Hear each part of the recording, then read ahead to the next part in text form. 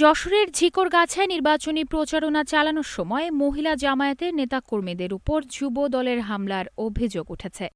২৫ জানুয়ারি রোববার দুপুরে ঝিকরগাছা পৌরসভার ৫ নং ওয়ার্ডের কীর্তিপুর গ্রামে এই ঘটনা ঘটে। এদিন সন্ধ্যায় যশোর প্রেস ক্লাবে এক সংবাদ সম্মেলনে এ অভিযোগ করেন যশোর ২ আসনের জামায়াত সমর্থিত প্রার্থী ড মোহাম্মদ মোসলেউদ্দিন ফরিদ।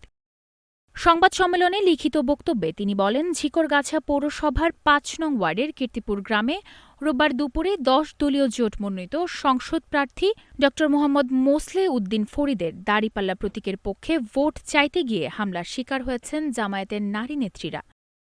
উপজেলা যুবদলের সভাপতি আরাফাত রহমান কল্লোলের নেতৃত্বে ১০ থেকে ১৫ জনের একটি দল তাদের ওপর অতর্কিত হামলা চালায়।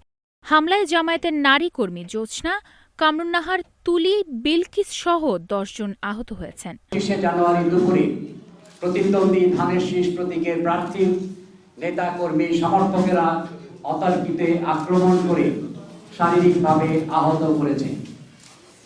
ঝিকরগাছা পৌরসভার ৫ নং ওয়ার্ডের কীর্তিপুর গ্রামের সাধারণ নারীদের কাছে দাঁড়িপাল্লা প্রতীকের পক্ষে ভোট চাইতে গেলে আমাদের নারী ভোট কর্মীদের উপর নির্বাচনী আচরণ বিধি লঙ্ঘন করে প্রতিদ্বন্দ্বী প্রার্থী কর্মীরা হামলা চালিয়েছে।